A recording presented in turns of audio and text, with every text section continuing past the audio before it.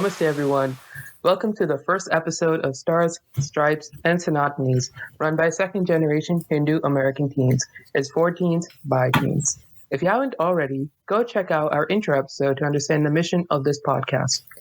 I'm Arushi Ramuka, your host for this podcast. And I am Srikar Sadhu. Sadhu? You're Sadhu? No, it's just literally my last name. Oh, I was going to say, you seemed very tech-savvy for a Sadhu to be recording a podcast. Hey, there's nothing wrong with adapting Dharma with the new. Funny you should say that, because that's actually precisely what we're talking about today. How Dharma still guides us as teens in the West, and how our culture is still relevant in today's context. Right, so do you mind introducing the topic for today? I don't mind at all, good sir. Today we're going to be discussing a very deep, very intricate, and very complex topic that takes a lot of time to think and reflect upon, especially in a melting pot like America, which is composed of many people of religions, ethnicities, and cultures, trying to strike a balance between assimilation and preservation. That's definitely important. But in short, what does it mean to be a Hindu American? What does being a Hindu mean to teenagers?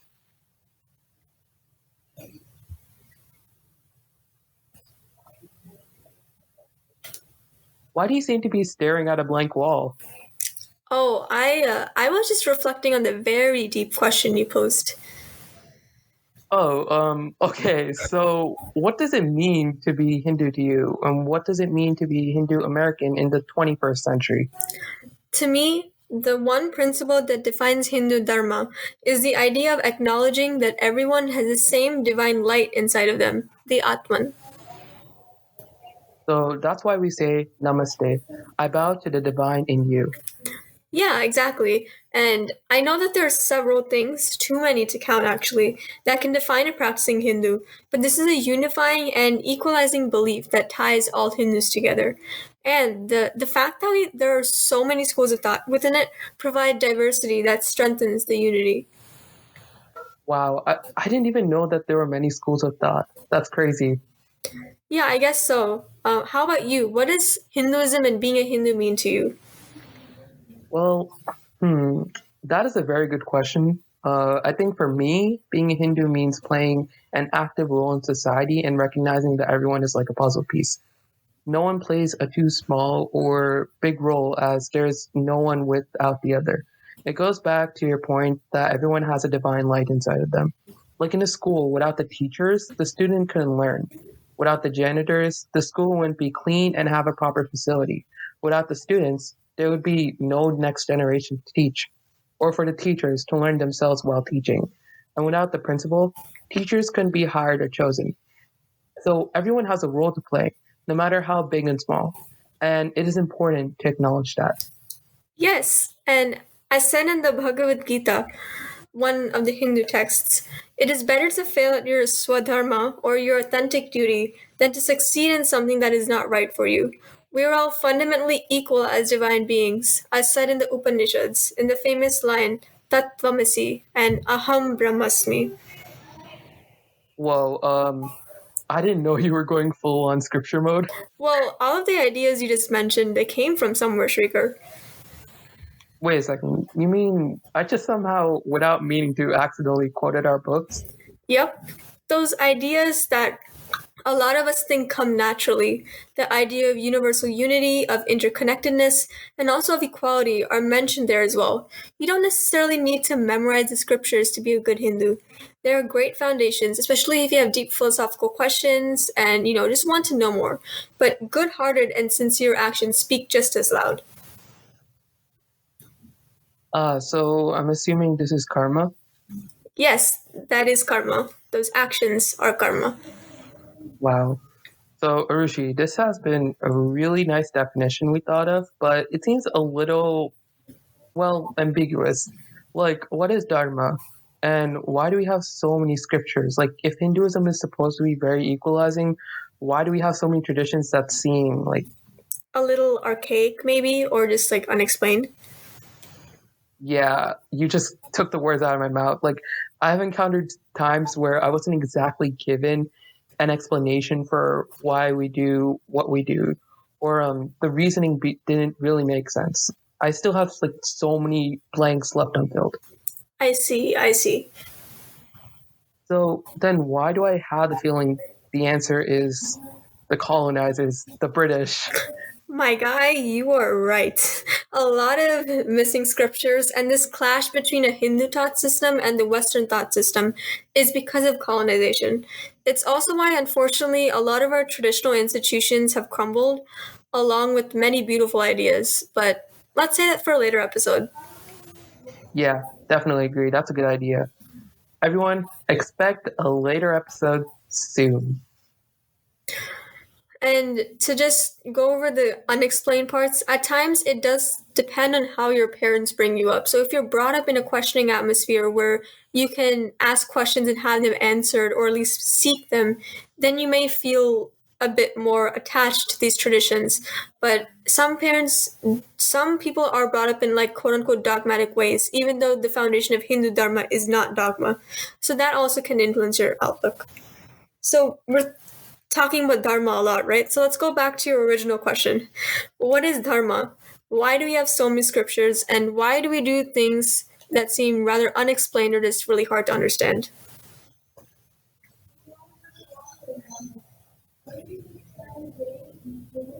All right. So to answer that question you just posed, according to the Britannica, let me just see what it is. Yeah, so Dharma is a theological law that governs our individuality and refers to our duty in society. But scrolling down, I see that there seems to be different meanings or variations of what Dharma meant in Buddhism and Jainism. Well, I'm actually pretty surprised that there's a pretty decent definition up online because, of all the media bias. But according to Hindu scripture, Dharma means that which upholds. It is a cosmic law that upholds balance and unity. Hinduism, also called Sanatana Dharma, Buddhism, Jainism, and Sikhism are all called dharmic traditions because they all aim to uphold that universal balance with the belief of universal equality. And the word Hindu is a bit ambiguous because of its diversity, but Sanatana Dharma essentially are traditions based on the Vedas and Tantras and belief in Brahman. And the aim of Dharma in general, across all of these dharmic faiths, is to reject the ego, practice universal acceptance, and gain good karma so that one may be liberated from the cycle of reincarnation, with the ideal with reincarnation being something integral to Hinduism, but other traditions have different takes on it. First of all, that's very interesting, but you just talked up a whole paragraph and you're going to put people to sleep. Well, you did ask a very complex question, and we promised that this podcast would be very illuminating. Yeah, true.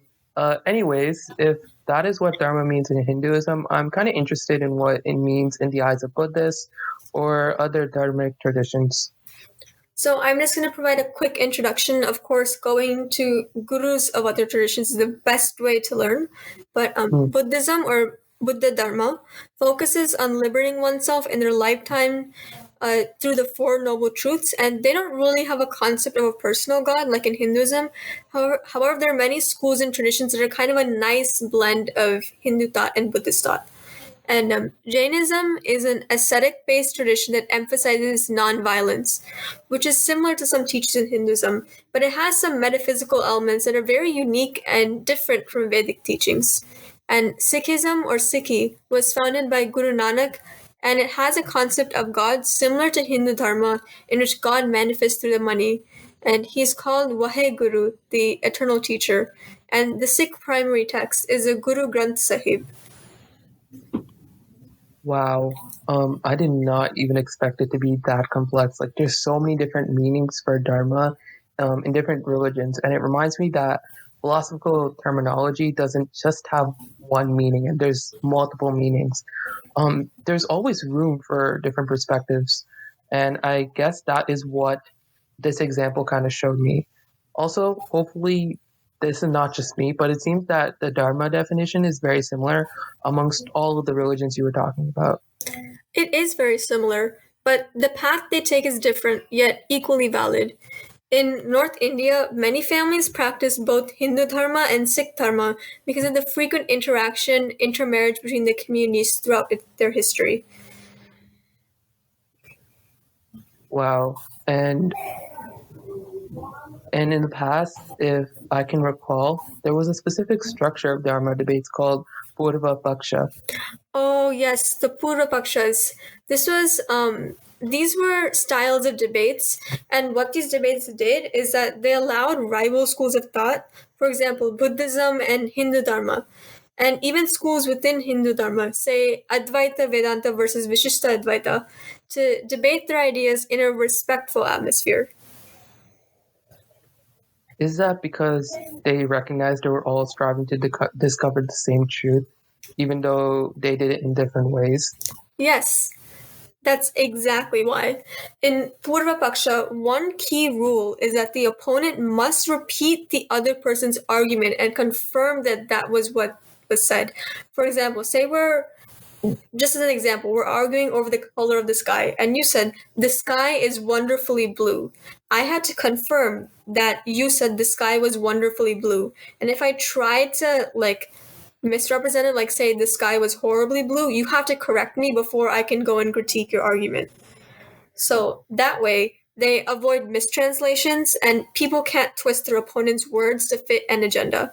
And it fostered centuries of healthy, sometimes heated debate that enabled many dharmic traditions, including the many schools of Hindu Dharma, to flourish. Wow, that's such a structured way to debate. Like, why can't they implement that into modern debates? Wouldn't that make every debate much more peaceful and less chaotic, and everyone would acknowledge the argument of the other side without going ahead to state the other opinion? Like how we yelled at each other in the beginning. Hey, you yelling nonsense is not your fault. Shrikar, Shrikar, be at peace. We are all searching for the same truth. Did you make a joke about Hindu philosophy? Yes, make a joke, I did. All the steep philosophies turning Arushi into Yoda. Oh wait, by the way, may he rest in peace. I think we should switch gears a bit away from dharmic philosophy to teen identity. Shrikar, you aren't supposed to say rest in peace in Hindu Dharma. Wait, what? Then what am I supposed to say? Say Om Sadgati or Atma Shanti Bhavet. Hindus view death as the death of the physical body, but not as the death of the person's Atma. Fine, alright. Yoda. Yoda Atma Shanti Bhavet. Dharmic philosophy and teen identity. Isn't that a huge crisis in America? You mean the predicament of many times being one of the only Hindus around, or you may be pressured into not standing up for your identity, or those contests of who is the most whitewashed and who is the most non-whitewashed and all of that confusion? Yeah, definitely. And as we mentioned earlier, not understanding a lot of traditions or practices. Some people view Hinduism as an extension of the many confusing or restrictive things their parents impose on them. The feeling of, well, this doesn't make any sense. Yeah, unfortunately, if someone's parents, I guess, are controlling or do things or are there in an atmosphere where they just feel like they can't understand things, that can cause an identity crisis. And honestly, I feel like those who are confident in them are very lucky to, have that community around them. It helps them be confident. But Definitely. going on from our community to what other people perceive of our community, I've unfortunately actually had quite a few people who weren't Hindus try to subtly tell me that my culture and religion is like devilish or evil, and ask me so many disrespectful questions like, non-believers should go to hell, or that Goddess Kali is bloodthirsty. Like, I don't know where they got that from, or something like Wait, that. wait a second. That reminds me. Remember that Indiana Jones movie from 1984, I think? Yeah, I Oh, think it was that 1984. was, oh my god, that's like the worst movie ever. You're talking about the Temple of Doom one, right? Yeah. So I was watching it, and I watched it, I would say, few weeks ago, and it's been almost a few years before. So I was so shocked by the way they depicted Mother Kali as a disgusting devilish blood monster thingy. Like it was so horrible. And they were literally sacrificing children and creating necklaces with kid fingers. Like that, why? Like it was so horrible. And I felt so uncomfortable and triggered to this day, as you can see. Well, I have not really watched the entire movie because I would love to avoid that scene. But unfortunately, a lot of Hindu goddesses are misrepresented like that, especially in the West, often in very racist and misogynistic ways. The reason Kali looks the way she does is because she depicts the force of time and a fierce manifestation of the mother. And if the mother wants to protect her children, her devotees, she would take the form of Kali. Wow. Well, that makes sense given the hills and the way she is depicted. I think that just makes everything understandable. And she does look pretty scary, though. Funny story about that. When I saw the murti, or statue of goddess Kali in the temple for the first time, I was about 8 years old, and I actually mistook her for a rakshasa, a demon. But later I asked, and my mom and dad had explained to me why she looked that way, and that's exactly the explanation I gave a few seconds ago, actually. But goddess Kali is a reminder that one must fiercely protect good. And she's also a reminder of what Western stereotypes can do to a beautiful concept. Also, never argue with your mother. Definitely agreed. And I think like Western culture has really changed the way that like Eastern culture has depicted gods and just their traditions and kind of made it seem devilish, just like how they have the Kali. And I think many teens can relate to that. Teens can relate to both the stereotyping of their culture and the fact that they shouldn't yell at their mother. And taking inspiration from Ma Kali, I think the solution to that feeling of inadequateness or confusion of anger that many Hindu students may find themselves in, whether it's trying to figure things out socially and mentally and emotionally. I think the solution to that is to find a community of people where you can talk about these things. Yeah, definitely. And since we all have the divine Atma inside of us, know that we all have inner strength, even when we feel the most unsure in ourselves and in our culture. Don't be afraid to seem too Hindu, because it's your literal First Amendment right to do so. When you see a Hindu being bullied or put down, speak up. Please don't be a part of the problem. Exactly. There's no such thing as being too Hindu. There is such a thing as being a proud Hindu, however. Everyone has their own way of expressing their dharmic background and beliefs. We leave you with the reminder that being Hindu is, recognizing the divine Atma inside of everyone, which is the key thing that binds all of the different Hindu schools of thought. Exactly. And that we may be a different generation than our parents and in a different country, but you can still embrace your Hindu identity and be just as American. After all, it is your life, and you can choose how you want to and what you want to do with it. That is very true. That, we're growing up in a totally different world, but just Yep. because we are in a different world does not mean that we must hide our cultural differences to become a part of it. In fact, we should be extremely proud of the millennia worth of diverse cultures and discussion centric seeking that has culminated to give us, well, Hinduism. Srikar, in the spirit of Hinduism, should we leave our listeners with some questions to ponder? Yes, we should. So, was there ever a time where you came across someone, whether it was a teacher, a fellow Hindu, or a student, who said something about Hinduism that was outright stereotypical and wrong? Well, if you did you do anything about it? And if not, then why didn't you? Think about it. Because our next episode is going to be precisely about these type of misrepresentations. Why is the Hindu symbol of the swastika conflated with this symbol of Nazi anti-Semitism? Catch us next week to learn more. Yes, it's a very interesting episode, and see you next time.